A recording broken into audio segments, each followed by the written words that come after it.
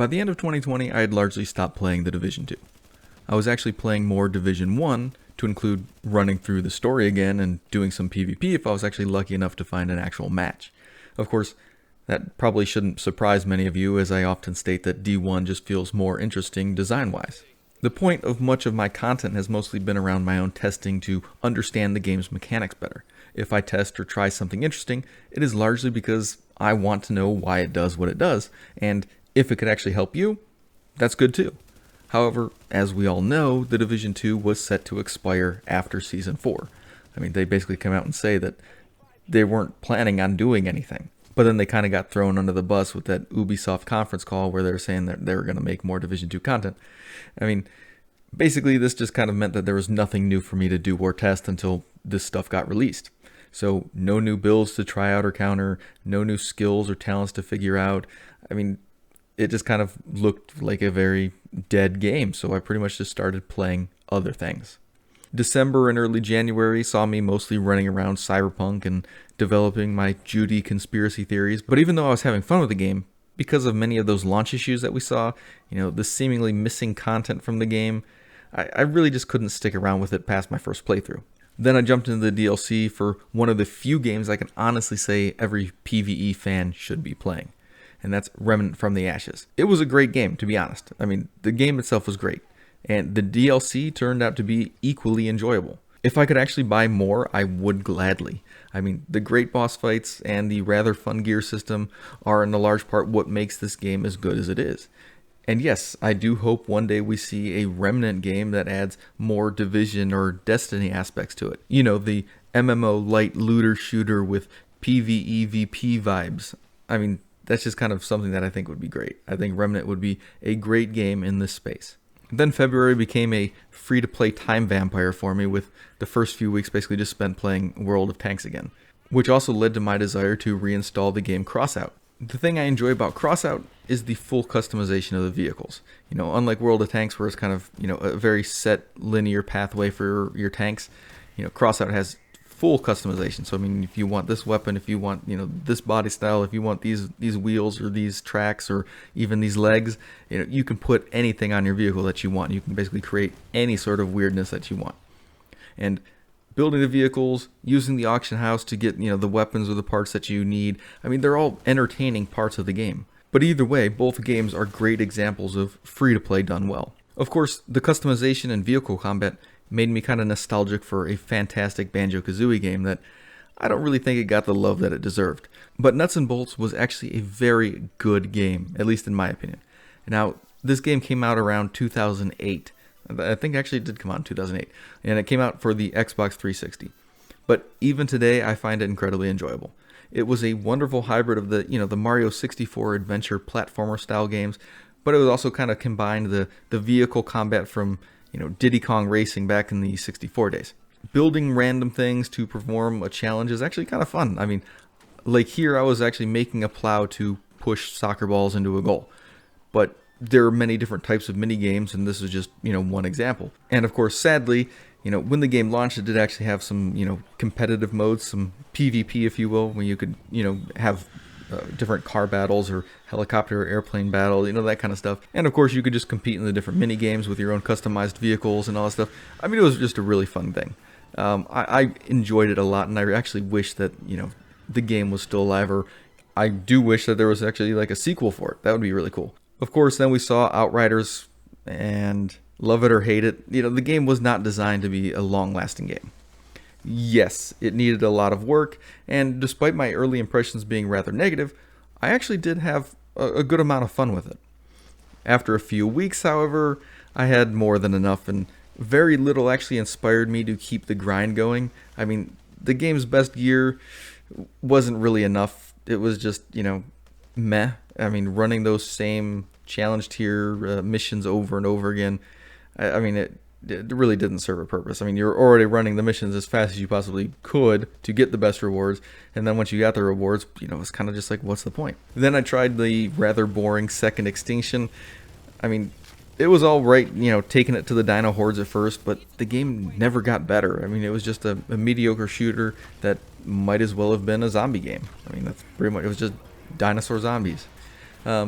But by May, I had a really strong desire to jump into something more strategy based, and actually, strategy games are kind of one of my first passions in gaming. I love strategy games, and I was actually happy to discover that one of my favorite real-time strategy castle sim franchise games, Stronghold, had just actually released a new game, Stronghold Warlords.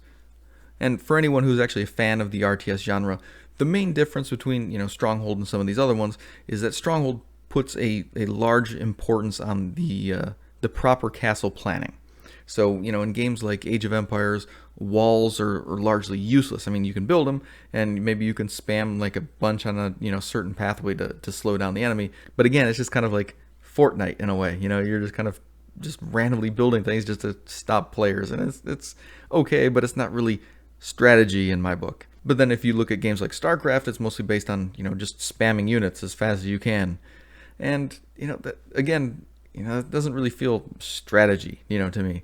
So Stronghold is largely about running the most productive economy that you can in the space that you can defend. And then building as strong of a defense as possible, while still maintaining a force that you can actually use to attack the enemy. And this design makes, repeat battles even against the AI enjoyable because, the building alone is enjoyable. And I would actually say it's rather relaxing for an RTS. It's like playing SimCity, and then Godzilla comes and destroys your whole damn town, and you're on fire. And okay, but it's not Godzilla; it's just other armies. But I mean, still, stupid Godzilla. Anyway, if this is like the type of game that you like, I mean, I would highly recommend playing the franchise. Stronghold Crusader, despite being almost 20 years old at this point, is still even a lot of fun to play, and I'd probably actually say it's probably my favorite of the franchise, and probably many other players. But that's pretty much just because of the castle building and the economy paths that you can choose from. But even though, the original Stronghold came out in 2001, Stronghold Crusader came out in 2002, I still think they're really fun games to play. And again, what we see is that, playing through this franchise again drove up the nostalgia for an even older game. One of my favorites from the 90s. This game is perhaps one of the, the origins for why I love games that have heavy customization. Master of Orion was launched in 1993 for Microsoft DOS. Yeah, DOS. I mean, it is, to be honest, probably one of the best turn-based strategy games that I've ever played. Even after almost 30 years of playing this game, I can still go back and enjoy many hours or even days, trying to conquer a map. The most iconic thing for me is the ability to customize the ships in your fleet, researching new technology, changing the weapons, adjusting the special abilities, even deciding how much shields or how fast you want, your ships to be. Given that most strategy games are based on pre-made symbolic units for a predefined role with only a small single path upgrade, the customization in Master of Orion still feels very unique and fun to me, which is why I was happy with the equally good Master of Orion 2 from 1996. But then the company behind World of Tanks actually took over the franchise in 2013, and a lot of the times you see this and you're like, oh, this is going to be terrible.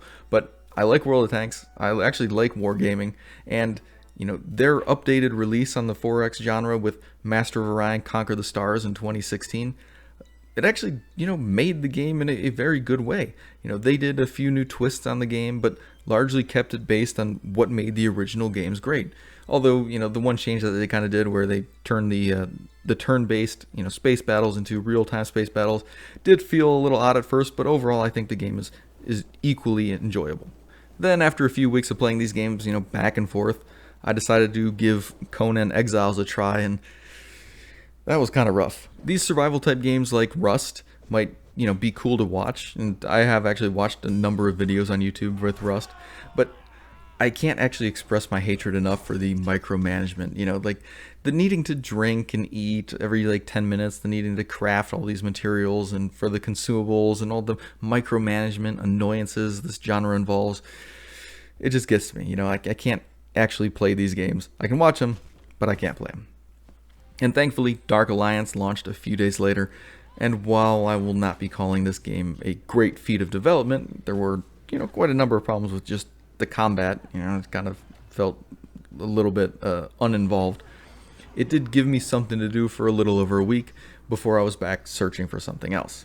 But ultimately, it resulted in me playing through the Orcs Must Die franchise again. Now, Orcs Must Die is a third-person hack-and-slash tower defense type game, with the goal being to stop, orcs, trolls, ogres, kobolds, and the like from reaching one of your portals, or more portals, depending on the map.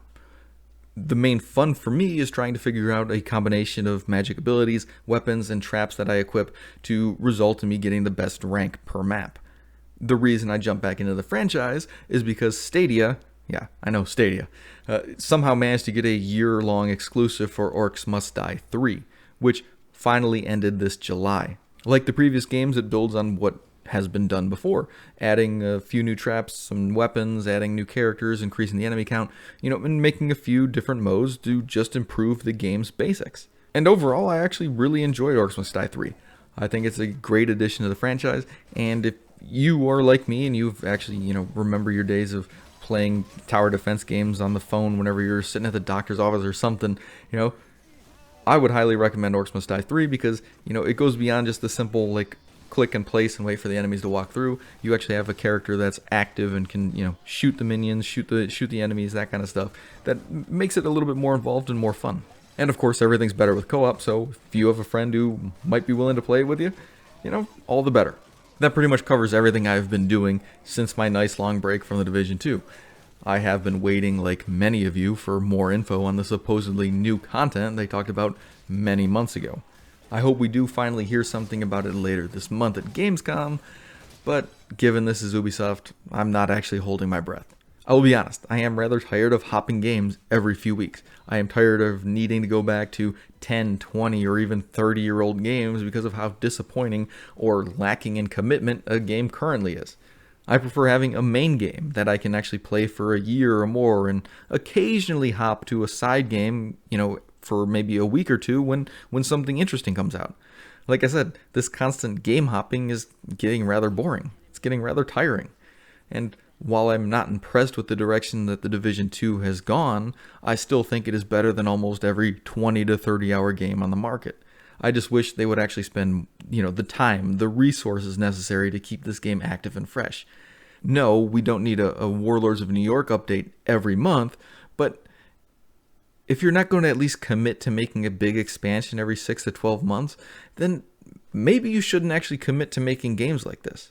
Yes, having the month-long seasons is, something to do, but you're not providing any real new content. You're just recycling this content after it's already old, after it's already boring. I mean, the manhunts that they keep adding for the seasons, they're nothing more than the bounties or the high priority targets from Division 1. They're nothing new, they're nothing impressive. I mean, the one good aspect of the seasons is the final mission where they kind of change stuff around. Why is that so difficult? Why can't they do that more often? Why can't they refresh the missions on a regular basis like this? Why can't they add some new mechanics to the game? Something to keep it interesting, to keep it entertaining, to keep you wanting to play more. Why can't they add new weapons, new skills, new abilities, new things, faster than they do? I mean, there's really no excuse for it. I mean, they've got to be making money. I mean, with all the cosmetics and all the, stuff that they sell with this game. But I mean, it just baffles me. Why aren't they taking this game more seriously? Either way, guys, that'll do it for this video. Thank you for watching. I'll see you in the next one.